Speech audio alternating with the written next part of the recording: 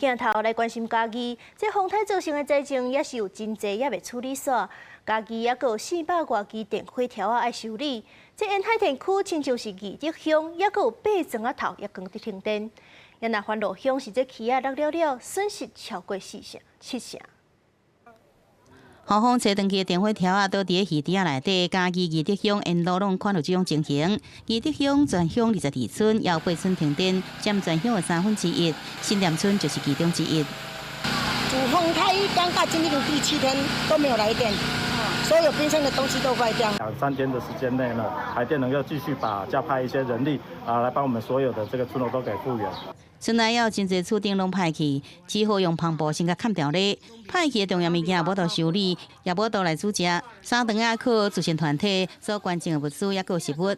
停电有部分的鱼池也无得运转，也民众呼吁需要政府协助清洁的厝遐，也有废弃物。发生就发生啊！你这火手紧赶处理掉。我知。有一个厝顶飞一半，有一个厝顶是全部拢飞走。义德乡一对老翁仔某，规间厝顶拢互风吹走，只好伫咧厝内底大布棚困。厝顶拢飞走去啊，规个拢拆了。就是你内底帐篷遮困安尼啦。好。啊，无要再困。另外一边的欢乐乡，真侪农民是要哭无目屎。都变了。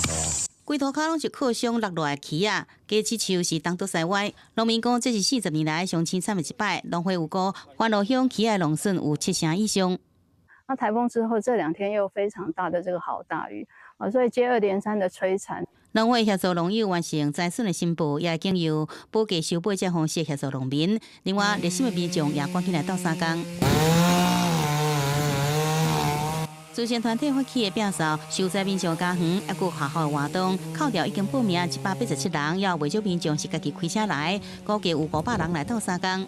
从那个台南新营过来的，像嘉义、台南那边都还蛮严重的，对，所以就是想说能够刚好有时间志刚来自高雄、台南、台中这所在，真侪人拢是休假时来支援，要替灾区的重建尽一份的心力。